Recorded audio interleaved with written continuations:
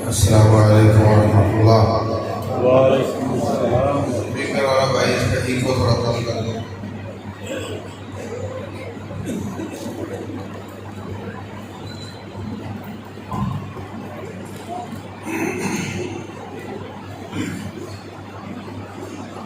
الحمد للہ رب العالمین، والصلاة والسلام علی رسول کریم وعلى آلہ وصحبہ اجمعین۔ اشہد ان لا الہ الا اللہ وحدہ لا شریک لہ واشہد ان محمدا عبدہ ورسولہ صلی اللہ علیہ وسلم۔ اعوذ باللہ السمیع العلیم من الشیطان الرجیم۔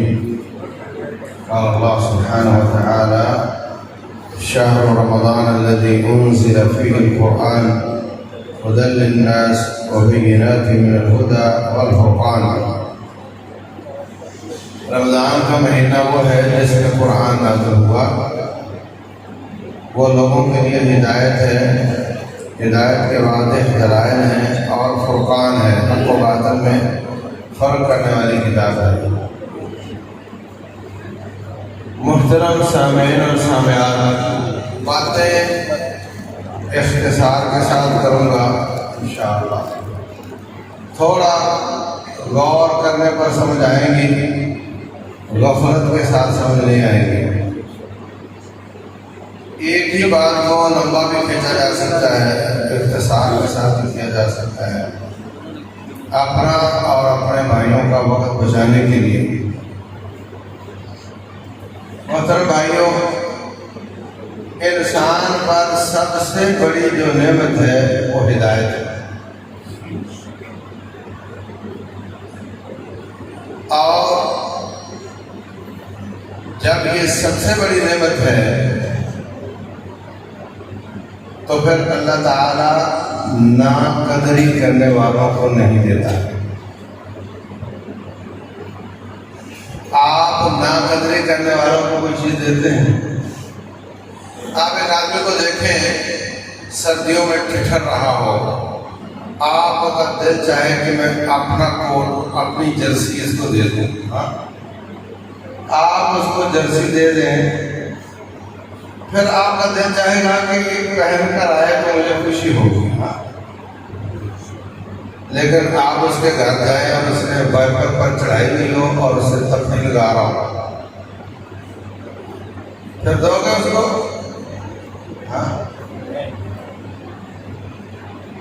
بچہ 5 سال کا بسکٹ مانگے آپ دے دو، پھر اور مانگے اور دے دو، اور مانگے اور دے دو، اور اگر وہ مانگے اور پکڑ کر توڑ کر پھینک دے کر کہیں اور دو،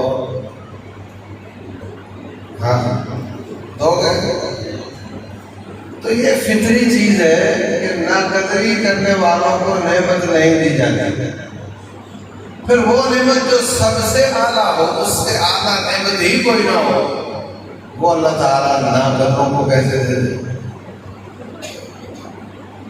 اس لیے قرآن حکیم ہدی للناس ہے، ساری کائنات کے لیے ہدایت ہے، اور بینات من الہدی ہے کہ ہدایت کے واضح دلائل ہیں، والفرقان اور حق و باطل میں فرق کرنے والی ہے۔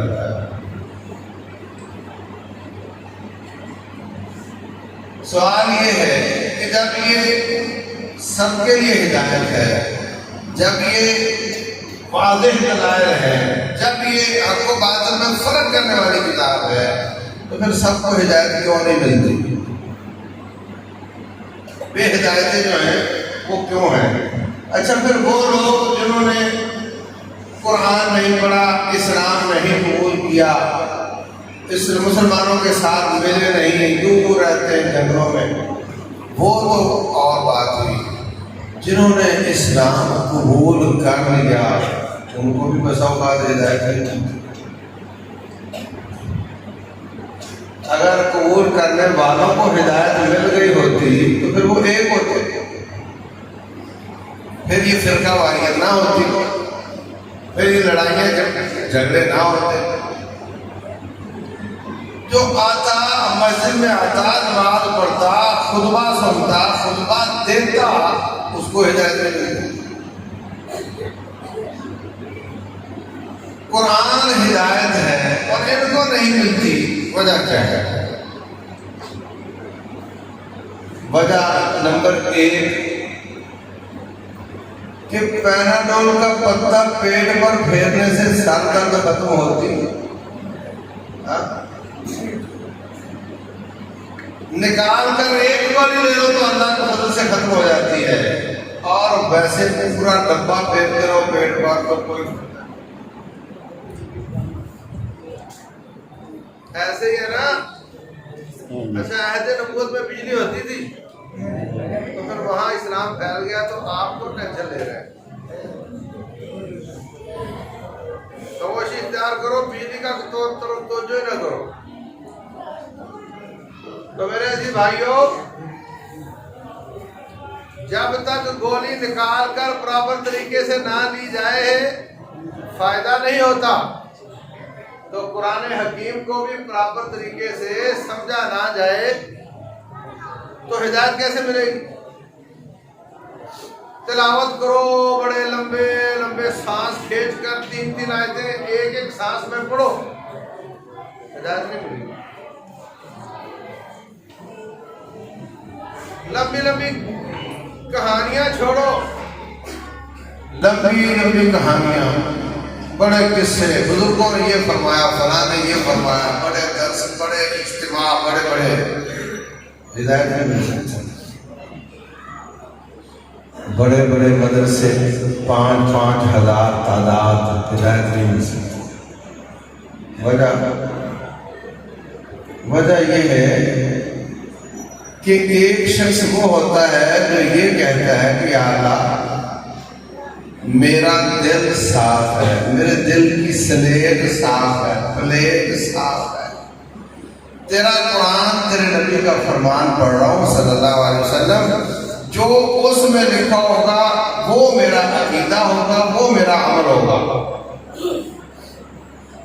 اس کو ہدایت مل جاتی ہے۔ ہندو ہو، عیسائی ہو، یہودی ہو، جو یہ کہے کہ تیرا قرآن تیرے نبی کا فرمان پڑھ رہا ہوں، میرا کوئی عقیدہ نہیں، میرا کوئی عمل نہیں، جو وہ فرمائیں گے وہ مانوں گا، اس کو ہدایت مل جاتی ہے۔ لیکن اگر کوئی یہ کہے کہ میرا فلاں پیر، میرا فلاں پیشوا، میرا فلاں امام، انہوں نے جو بتایا وہ میرا عقیدہ، وہ میرا عمل، اب تیرا قرآن تیرے نبی کا فرمان تو میں اس لیے پڑھ رہا ہوں صلی اللہ علیہ وسلم کہ میں نہ بدلوں، اس کو بدل دوں اور اس کو مروڑ مراڑ کر کسی طرح اس پر فٹ کرنے کی کوشش کروں اور ان کے دلائل تلاش کر کے ان کو سچا ثابت کرنے کی کوشش کروں۔ ہدایت کیسے ملے؟ ہدایت نہیں مل سکتی۔ اللہ اکبر، قرآن فرقان ہی ہے، قرآن ہدایت کا سرچشمہ ہی ہے۔ رب کعبہ کی قسم ہے، ایسی ایسی آیتیں جن سے کوئی تصور نہیں کر سکتا کہ یہاں سے ہدایت نکلتی ہے، وہاں سے ہدایت نکلتی ہے۔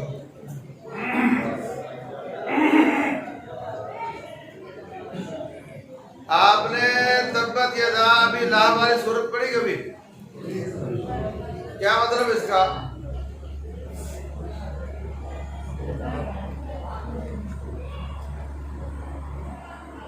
تبت یدا ابی لہب وتب، ابو لہب کے ہاتھ ٹوٹ جائیں، وہ ہلاک ہو جائے، اس کی بیوی ہلاک ہو جائے، اس کی بیوی کے گلے میں رسی پھنس گئی اور وہ ابو لہب جہنم میں گیا۔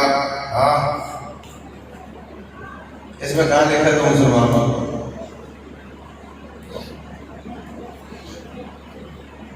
کہیں ہے اسلام قبول کرنے کی دعوت اس میں ہے؟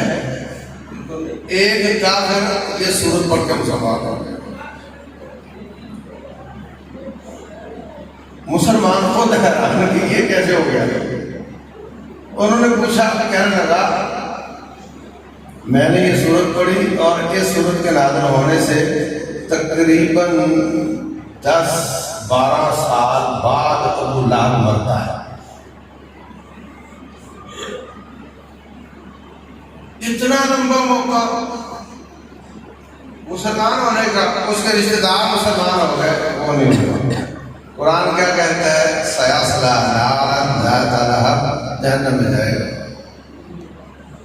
اب اگر دیکھو نا، قرآن یہ دعویٰ کر رہا ہے کہ یہ ابو لہب کلمہ نہیں پڑھے گا اور یہ کافر رہے گا اور یہ جہنم میں جائے گا، اور اس کے منہ میں زبان ہے وہ جھوٹ موٹ کا کلمہ پڑھ کے بھی کہہ سکتا ہے کہ تمہارے قرآن میں یہ لکھا، دیکھو میں تو پڑھ رہا ہوں۔ مطلب میں کہہ سکتا ہوں کہ یہ بھائی یہ بات نہیں کر سکتا، میں کہہ سکتا ہوں، ہو سکتا ہے کیا میں کیا کہوں گا؟ بھائی زبان اس کے منہ میں ہے، وہ کہہ سکتا ہے، میں کیسے دعویٰ کر سکتا ہوں یہ نہیں کہے گا؟ وہ لالچ میں آ کر کہہ سکتا ہے، وہ دباؤ میں آ کر کہہ سکتا ہے۔ تو کہتا میں حیران ہوں کہ اتنا بڑا دعویٰ کہ ابو لہب کلمہ نہیں پڑھے گا جبکہ وہ پڑھ سکتا ہے، اور پھر اس کو 12 سال کا موقع بھی ملا۔ یہ قرآن اگر نبی کا فرمان ہوتا تو نبی یہ دعویٰ نہیں کر سکتے۔ اس سے ثابت ہوتا ہے کہ یہ اس ذات کا کلام ہے جس کے ہاتھ میں ابو لہب کی زبان ہے۔ اگر ابو لہب کی زبان کسی اور کے ہاتھ میں ہوتی تو دعویٰ کوئی اور کرے، ہو نہیں سکتا۔ یہ وہ کر سکتا ہے جس کے ہاتھ میں ہی اس کی زبان ہے، اور وہ بھی اسی کا یہ کلام ہے، وہ ایک ہی ذات ہے۔ اس لیے میں نے کہا اشہد ان لا الہ الا اللہ و اشہد ان محمد رسول اللہ۔ یضل بہ کثیرا و یہدی بہ کثیرا، اللہ فرماتے ہیں قرآن کے ساتھ ہی لوگ گمراہ ہو جاتے ہیں، قرآن پڑھ کر کے لوگ ہدایت پا جاتے ہیں۔ فَأَمَّا الَّذِينَ فِي قُلُوبِهِمْ رِجْسٌ فَزَادَتْهُمْ رِجْسًا إِلَىٰ رِجْسِهِمْ، جن کے دلوں میں پلیتی ہے، قرآن کی آیتیں اس پلیتی کو زیادہ کر دیتے ہیں، اور جن کے دلوں میں ایمان ہے قرآن کی آیتیں ان کے ایمان کو زیادہ کر دیتے ہیں۔ وَإِذَا تُلِيَتْ عَلَيْهِمْ آيَاتُهُ زَادَتْهُمْ ایمانا، جب ہم پر اللہ کی آیات کی تلاوت کی جاتی ہے ان کا ایمان زیادہ ہو جاتا ہے۔ یہ سیم صورت پڑھ کر کچھ لوگ گمراہ ہو گئے۔ میرا ایک ساتھی کہتا ہے کہ ہم روڈ پر سفر کر رہے تھے، نماز کا وقت ہوا، نماز شروع کر دی، کچھ اور ایک گاڑی اور ہوگی، اس نے بھی ہمارے پیچھے، ان لوگوں نے بھی نماز شروع کر دی، ایک رکعت گزر گئی، دوسری شروع ہوئی، تو میں نے سورہ تبت یدا پڑھی، سورہ تبت یدا پڑھی تو وہ نماز توڑ کر الگ ہوئے اور انہوں نے اپنی الگ شروع کر دی۔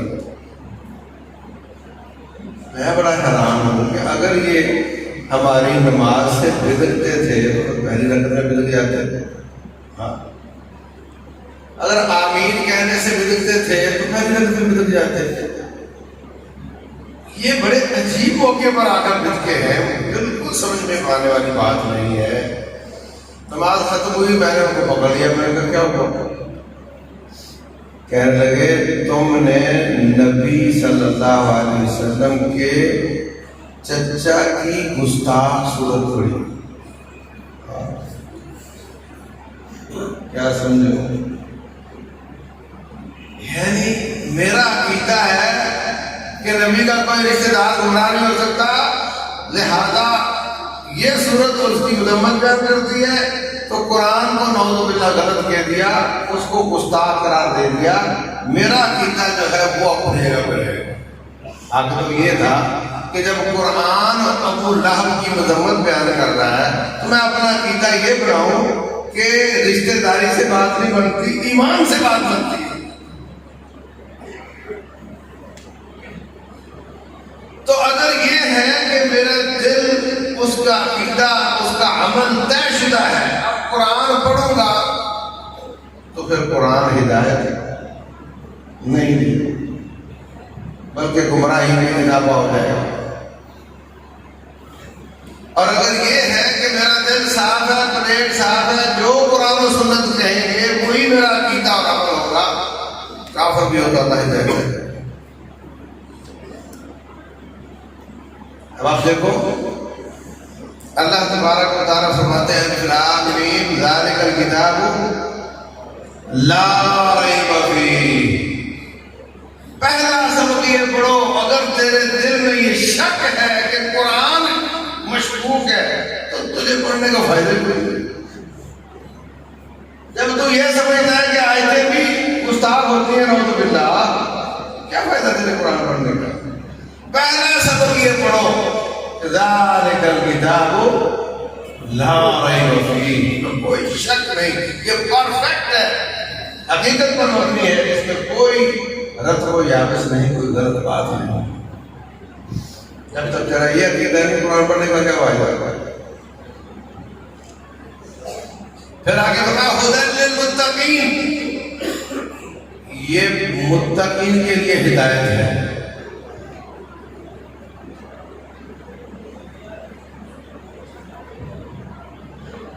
متقین کو ہدایت کی کیا ضرورت ہے بھائی؟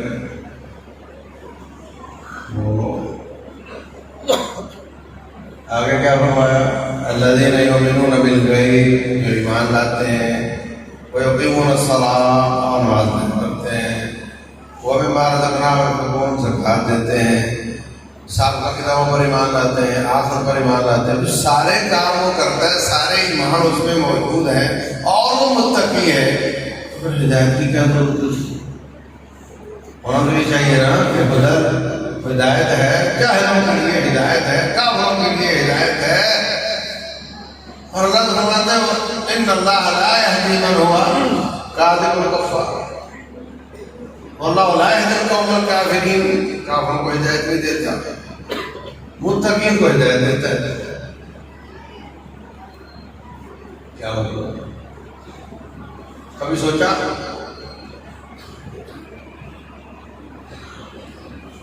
اسی طریقے سے آپ ہر نماز کی ہر حرکت میں کہتے ہیں اہدنا الصراط المستقیم، جب تم مسلمان ہو گئے، کلمہ پڑھ لیا، نماز پڑھ لیا، نماز پڑھنے آ گئے ہو، اب پھر کہتے ہیں مجھے ہدایت دے، بار بار کہتے ہیں، ہر رقص میں کہتے ہیں۔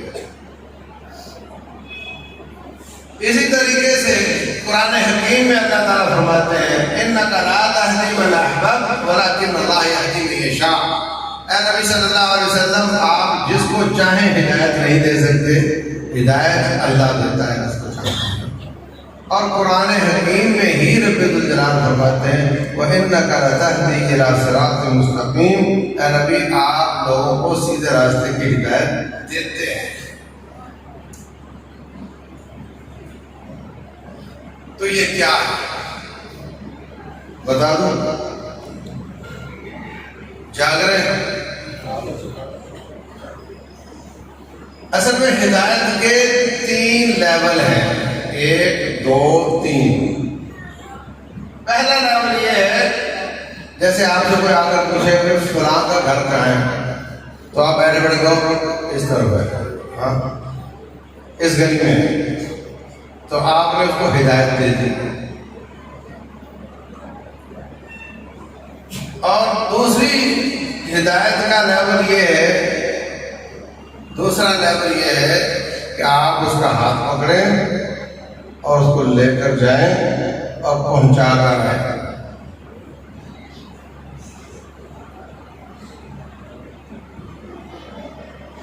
وہ بیمار ہے، وہ بوڑھا ہے، اسے چلا نہیں جا رہا، آپ گھر سے موٹر سائیکل نکالیں، اس کو بٹھائیں اور اس کو پہنچاتے ہیں۔ تیسرا لیول یہ ہے کہ جب آپ نے راستہ دیکھ بھی لیا، اس پر چلنے کی توفیق بھی مل گئی، چل بھی پڑے، اب شیطان تو ہر وقت بہکاتا رہتا ہے، وہ تو کہتا ہے ثم لآتینہم من بین ایدیہم ومن خلفہم وعن ایمانہم وعن شمائلہم ولا تجد اکثرہم شاکرین۔ یا اللہ میں دائیں سے آؤں گا، بائیں سے آؤں گا، آگے سے آؤں گا، پیچھے سے آؤں گا، ہر طرف سے بہکاؤں گا، اور قیامت والے دن تیرے شکر گزار تھوڑے ہوں گے اور میری ماننے والے زیادہ۔ تو جب وہ بہت محنت کر رہا ہے اور جب وہ بڑی کوشش کر رہا ہے تو انسان پھسل سکتا ہے، ڈگمگا سکتا ہے، تو پھر اللہ تعالیٰ سے تیسرا لیول ہم مانتے ہیں کہ یا اللہ راستہ دیکھ بھی لیا، اس پہ چل بھی پڑے، اب چلتے رہنا، موت تک چلتے رہے، اس کی توفیق عطا فرما۔ تو جو ہم ہر حرکت میں مانگتے ہیں نا ہدایت، وہ یہ تیسرے لیول۔ اور جس کے بارے میں فرمایا اے نبی آپ ہدایت نہیں دے سکتے، وہ پکڑ کر چلانے والی ہے، توفیق والی ہے، توفیق آپ نہیں دے سکتے۔ اور جس آیت میں ہے کہ آپ ہدایت دیتے ہیں، وہ پہلا لیول ہے، راستہ دکھا دینا، دکھانے والی ہدایت نبی صلی اللہ علیہ وسلم دیتے ہیں۔ یہاں تک سمجھ لیں۔ اب آ جاؤ ہدی للمتقین اور ہدی للناس۔ جو ہدی للناس ہے یہ پہلا لیول ہے، یہ ساری دنیا کو راستہ دکھاتا ہے، قرآن سب کو راستہ دکھاتا ہے، یہ پہلا لیول ہے۔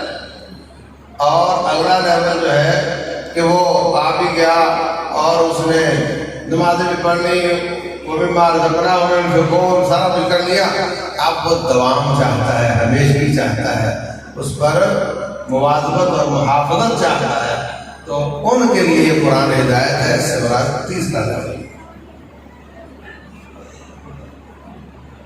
اور ایک معنی اور ہے متقین کا، وہ یہ ہے کہ جو آنا چاہتے ہیں، ہر قسم کی پریشانیوں سے بچنا چاہتے ہیں، متقی کا معنی بچنے والا، اس کے لیے ہدایت ہے۔ اور جو بچنا نہیں چاہتے اس کے لیے ہدایت نہیں۔ ہم تو مائل میں کرم ہیں، کوئی سائل ہی نہیں، راہ دکھلاوے کسے راہنمائے منزل ہی نہیں۔ تو یہ جو چلنا چاہتا ہے اس کے لیے ہدایت ہے، جو چلنا نہیں چاہتا اس کے لیے ہدایت ہے، مگر فائدہ کوئی نہیں، چاہتا ہی نہیں۔ تو سب کے لیے ہدایت ہے، ہدی للناس وبینات من الہدی والفرقان۔ اور قبول اس کو وہ کرتا ہے جو بچنا چاہتا ہے۔ اللہ اللہ میرا دوست ہوتا تھا، میرے ساتھ پڑھتا تھا مدینہ منورہ میں، وہ کہتا میں انڈیا کا تھا، کہتا میں ہندو ہوتا تھا، میں ہندو ہوتا تھا تو ایک مسلمان کے گھر میں مزدوری کرتا تھا، ان کا بزرگ فوت ہو گیا، تو انہوں نے بڑا نہلایا، خوشبو لگائی، ہاں جی سفید کپڑے پہنائے۔ تو میں نے ان کو کہا کہ پاپا مر گیا، ایکسپائر ہو گیا، اب کیوں پیسہ لگا رہے اس پر، اس کو پکڑو اور جلا دو۔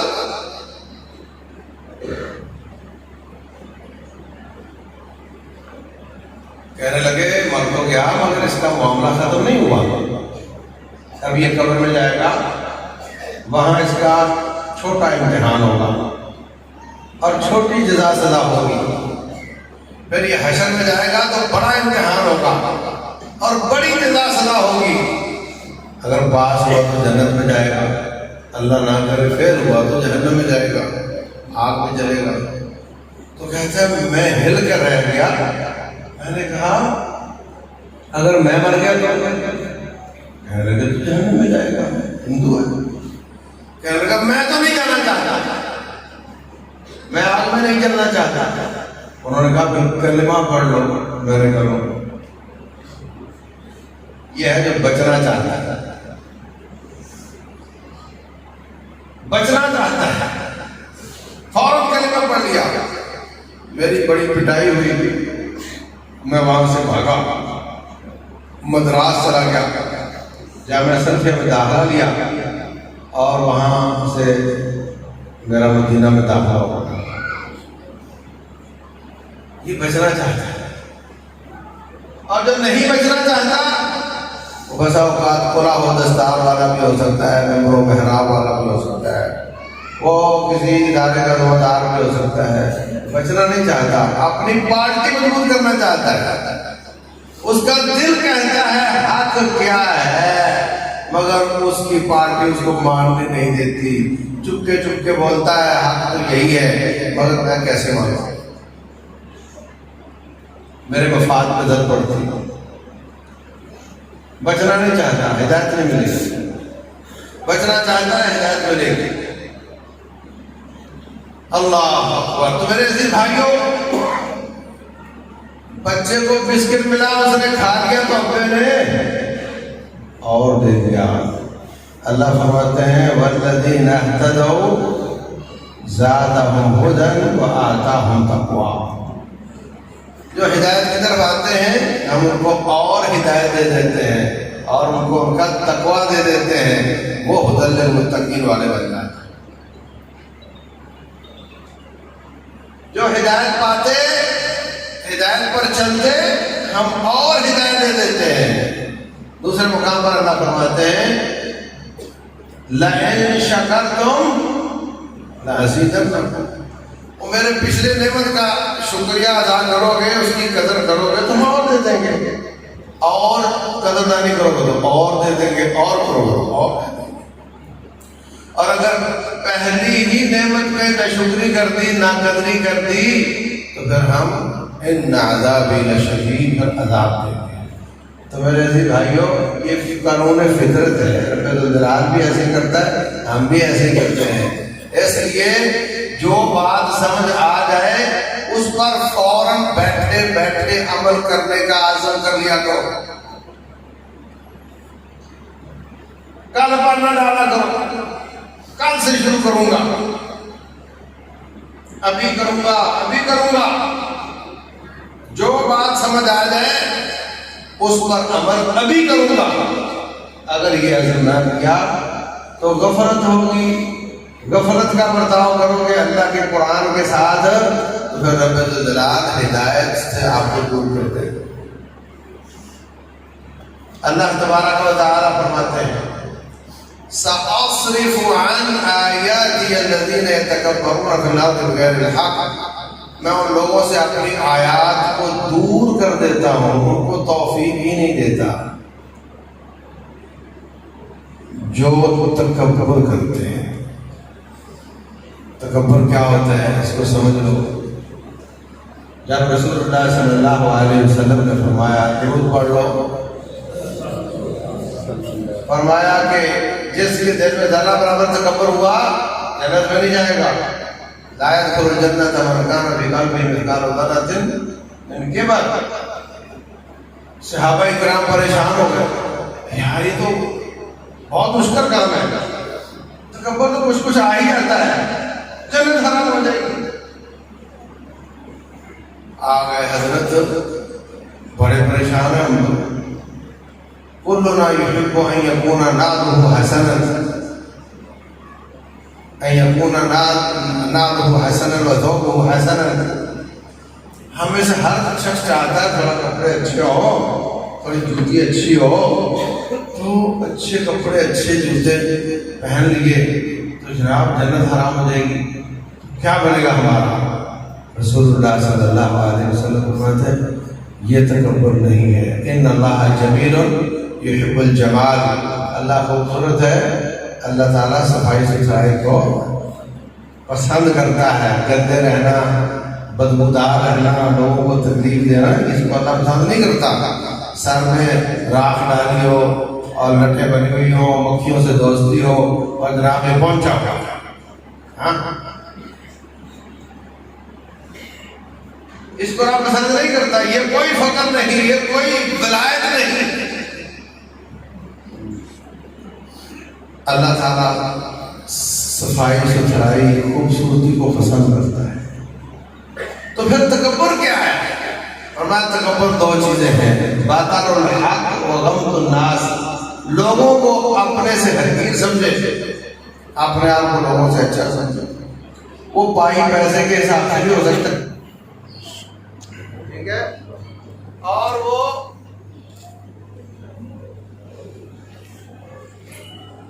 عمل کے حساب سے ہو سکتا ہے، نیکی کے حساب سے ہو سکتا ہے۔ آپ کہیں میں بڑا نیک، وہ کمتر ہے، میں اچھا، میں نے اتنے پیسے لگا کے بچے میں اچھا، وہ کمزور، وہ نکما۔ تو اسی حساب سے بھی جب آپ دوسرے کو کم تر سمجھو گے، وہ فرق اس کی برادری میں کرنی ہے، اس کا رنگ ٹھیک نہیں، اس کا پیسے کم ہے، کوئی بھی وجہ ہو، اگر آپ کسی کو حقیر سمجھتے ہیں تو آپ میں تکبر ہے، اور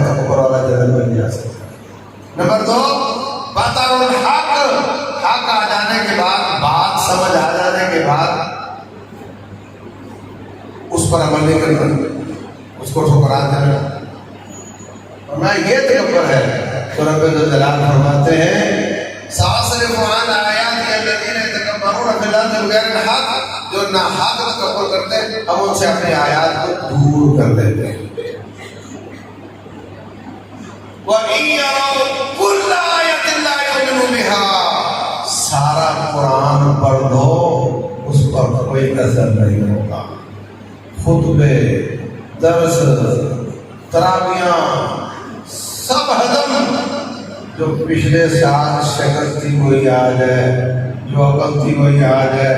مولویوں کے مولوی آگے چلے گئے، بڑا فخر کرتا ہے یہاں فلاں صاحب بھی آئے ہوئے تھے، یہاں فلاں مولانا صاحب بھی آئے ہوئے تھے، یہاں فلاں علامہ صاحب بھی آتے ہیں، اور وہ بھی آتے ہیں اور وہ بھی آتے ہیں، مگر نہ اس کی عقل بدلی نہ اس کی شکل بدلی، اس لیے کہ رب الجلال نے اس کو سزا دی ہے، اس سے ہدایت کا سامان دور کر۔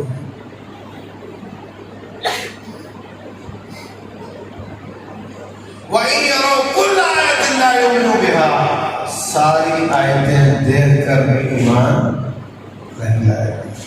وَإِن يَرَوْا سَبِيلَ الرُّشْدِ لَا يَتَّخِذُوهُ سَبِيلًا، سیدھا راستہ ہدایت کا راستہ دیکھ بھی لے گا تو اس پر چل نہیں سکے گا۔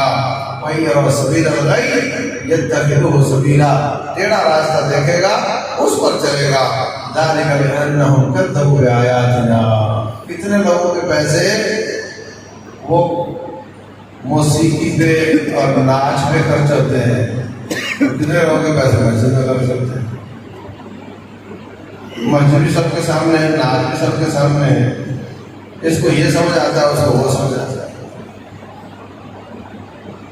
ذَلِكَ بِأَنَّهُمْ كَذَّبُوا بِآيَاتِنَا وَكَانُوا عَنْهَا غَافِلِينَ، یہ سزا ہم نے اس لیے دی کہ انہوں نے غفلت کا برتاؤ کیا اور تکذیب کی، تو اس لیے بھائیوں غفلت نہیں کی۔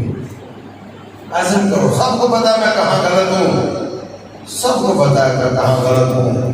کل نفس بما کسبت رہینہ، اور اللہ فرماتے ہیں بل الانسان علی نفسہ بصیرہ ولو القی معاذیرہ، انسان اپنے آپ کو بہت جانتا ہے، لوگوں سے زیادہ جانتا ہے، اس کو پتا ہے میں کہاں غلط ہوں۔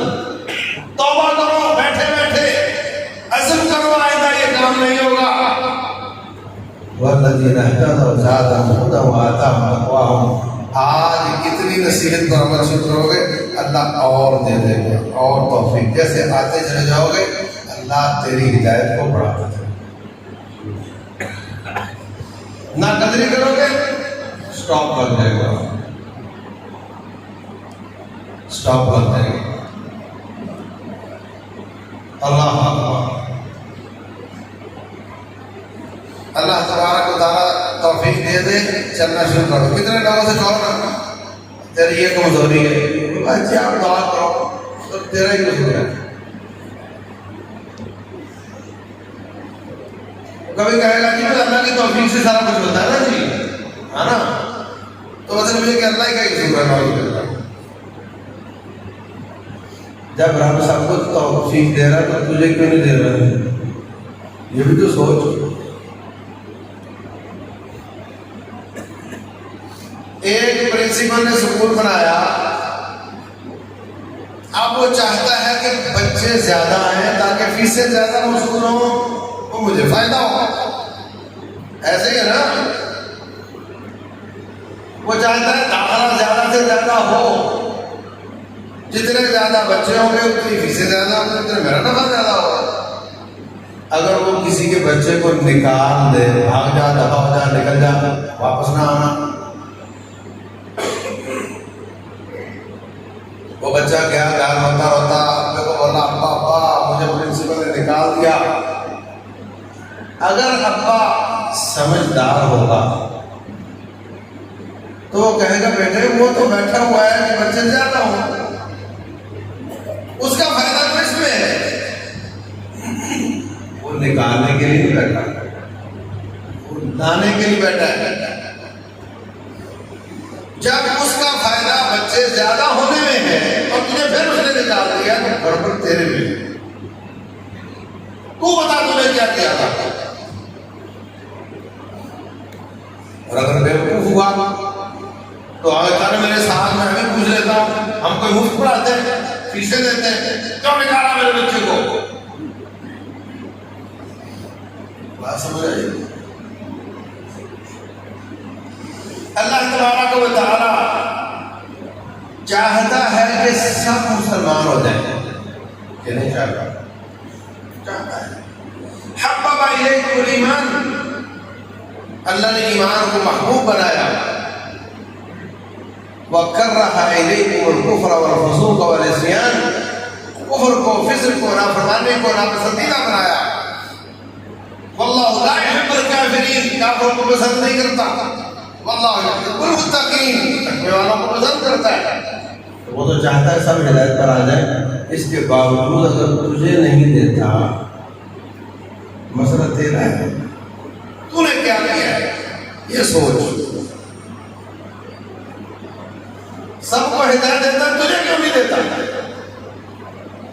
وہ تو دینا چاہتا ہے سب کو ہدایت۔ انبیاء بھیجے ہیں، رسول بھیجے ہیں، علماء بھیجے ہیں کہ جاؤ جا کر لوگوں کو ہدایت دو، گمراہیوں سے نکالو۔ رمضان کا مہینہ آتا ہے، شیاطین کو باندھ دیتا ہے کہ علماء کو اپنا زور بنا کر میرے بندوں کو میری طرف لے کر آؤ، اس کو میں نے کام دی۔ کتنے بڑی بات ہے، ساری زندگی میں ایک دن ایسا نہیں کہ اللہ کہے میں مولویوں کو باندھ دیتا ہوں، شیطان کو اپنا زور لگا لیتا ہوں، ہے کوئی؟ اور ہر سال پورا مہینہ رب چانس دیتا ہے کہ میں سرکش شیطانوں کو باندھ دیتا ہوں، تم اپنا زور لگا کر میرے بندوں کو میری طرف لے آؤ۔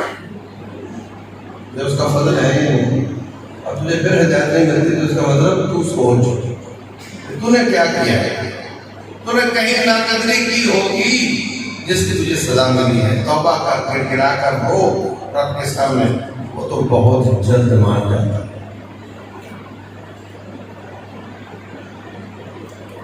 تو میرے سی بھائیوں، یہ بات درست ہے کہ ہدایت وہی دیتا ہے، یہ بات درست ہے۔ من یہدہ اللہ فلا مضل لہ، جس کو وہ ہدایت دے اس کو گمراہ کر سکتا ہے۔ یہ بات درست ہے، ومن یضلل فلا ہادی لہ، جس کو وہ گمراہ کرتے اس کو کوئی ہدایت نہیں دے سکتا۔ یہ سب توفیقیں اس کے ہاتھ میں ہے، لیکن تجھے کیا ملا، ہدایت یا گمراہی؟ اس پر کوئی خود سوچ رہا ہے کہ میں نے کیا کیا ہے، کیوں ایسا ہوتا ہے؟ عزیز بھائیوں، قرآن کی قدر یہ ہے تاکہ ہمیں ہدایت ملے۔ قرآن کی قدر یہ ہے، نمبر ایک، اس کو ٹھیک طریقے سے پڑھا جائے۔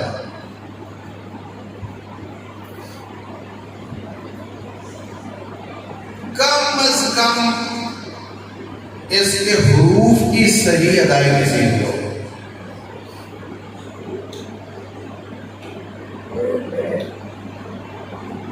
ہا اور ہا، سین صاد اور زا، عین اور حمزہ، زا زال اور ضاد، ان کا فرق کس کس بھائی کو معلوم ہے؟ فرق ہو ایسے جنہوں نے ہاتھ نہیں کھڑا کیا، وہ ذرا ارد گرد دیکھو کتنے لوگوں نے ہاتھ کھڑا کیا۔ اس کا مطلب یہ ہوا کہ اگر قیامت والے دن رب یہ کہہ دے کہ تو بڑا مسلمان بنا کرتا تھا، بڑا موحد بنا کرتا تھا، تو میرے اسلام کی الف با نہیں جانتا، الف با نہیں جانتا، کہاں کھڑے ہیں؟ الف با نہیں آتی، چند حروف ہیں ان کی صحیح ادائیگی نہیں آتی، اور ان حروف کو ایک دوسرے کی جگہ پر پڑھنے سے معنی تبدیل ہو جاتا ہے۔ اس کی کئی مثالیں ہیں، میں بات لمبی نہیں کرتا۔ تو بھائیوں، تجوید بڑی لمبی چوڑی ہے، وہ ساری نہیں، کم از کم حروف کی صحیح ادائیگی سیکھ لو، اور ایک اور چیز سیکھ لو، وہ ہے جیسے انا اور امنا، بغیر الف کے اور الف کے ساتھ انا انزلنا، اگر انا انزلنا پڑھیں گے تو معنی بدل جاتا ہے، یہ بھی سیکھ لو۔ جہاں الف ہوگا وہاں تھوڑا سا لمبا ہوگا، کھینچنا ہوگا، اور جہاں الف نہیں ہوگا وہاں تھوڑا چھوٹا پڑھنا ہوگا۔ یہ دو چیزیں اگر آپ سیکھ لو تو آپ خطرے سے باہر جا سکتے ہیں۔ آپ کے قرآن پڑھنے سے معنی نہیں بدلے گا۔ بات سمجھ آ گئی؟ ایک حروف کی صحیح ادائیگی، اور نمبر دو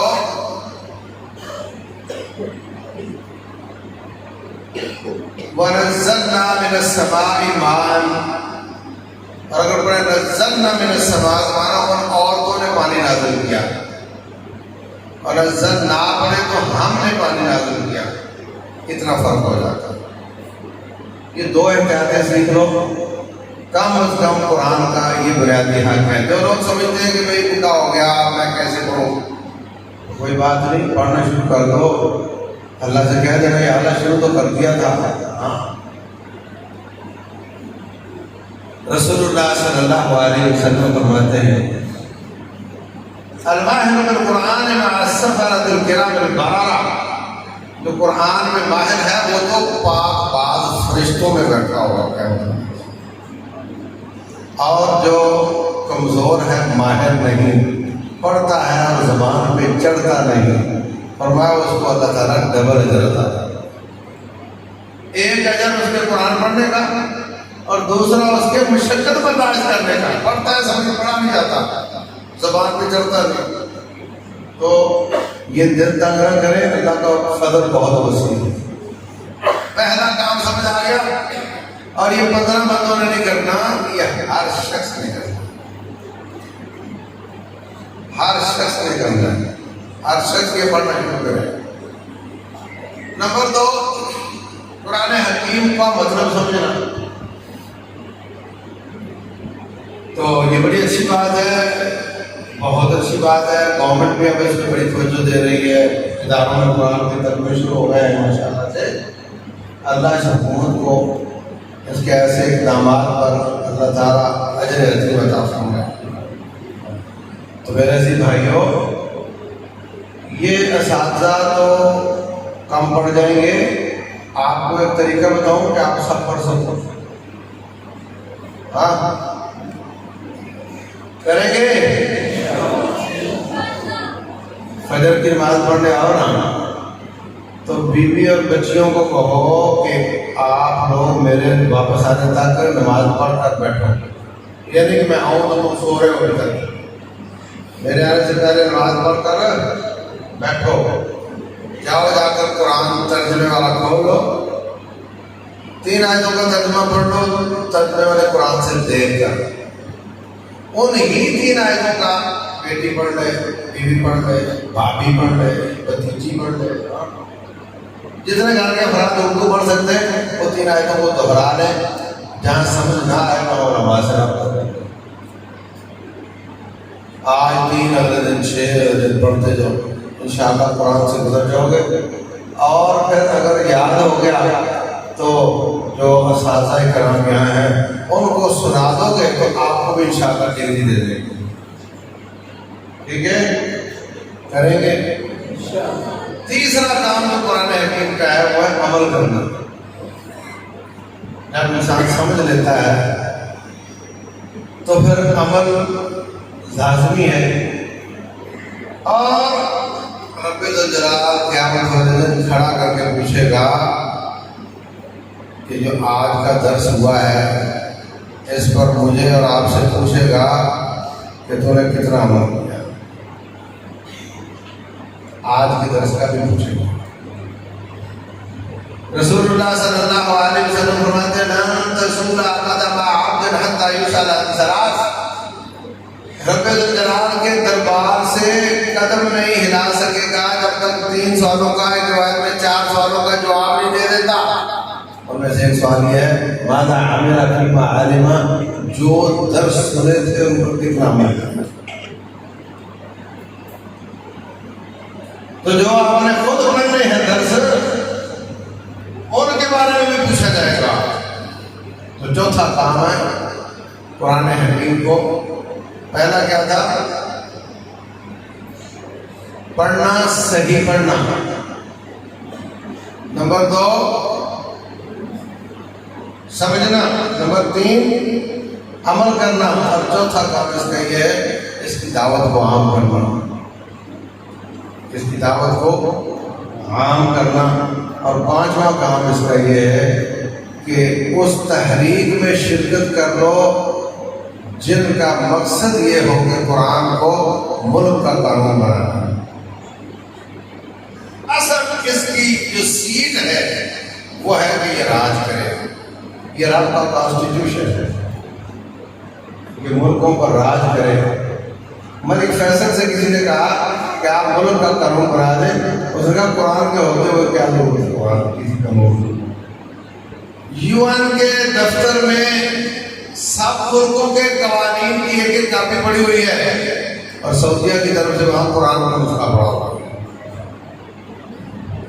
عملی کمزوریاں بہت ہیں، مگر یہ بڑی بات ہے کہ آپ یہ کہو کہ قرآن ہمارا قانون ہے۔ تو انشاءاللہ اگر ہم یہ کریں گے تو قرآن قبر میں بھی ہماری سفارش کرے گا، حشر میں بھی سفارش کرے گا۔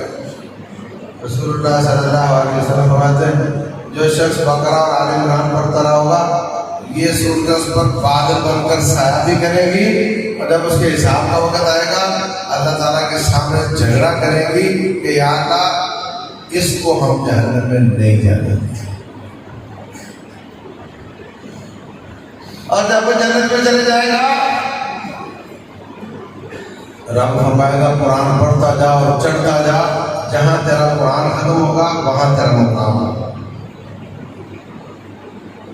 تو اس لیے مبارکباد کے مستحق ہیں بھائی جنہوں نے پڑھا، اور بہت زیادہ لمحہ فکریہ ہے سب کے لیے جنہوں نے نہیں پڑھا، اور اس طریقے سے اس کو پڑھیں۔ اللہ تبارک و تعالیٰ توفیق عطا فرمائے۔ جو میں نے عرض کیا، جو ہم سب نے سنا، اللہ اس پر بھی ہمیں اپنی توفیق دے۔ واللہ اعلم، صلی اللہ وسلم وبارک علی نبینا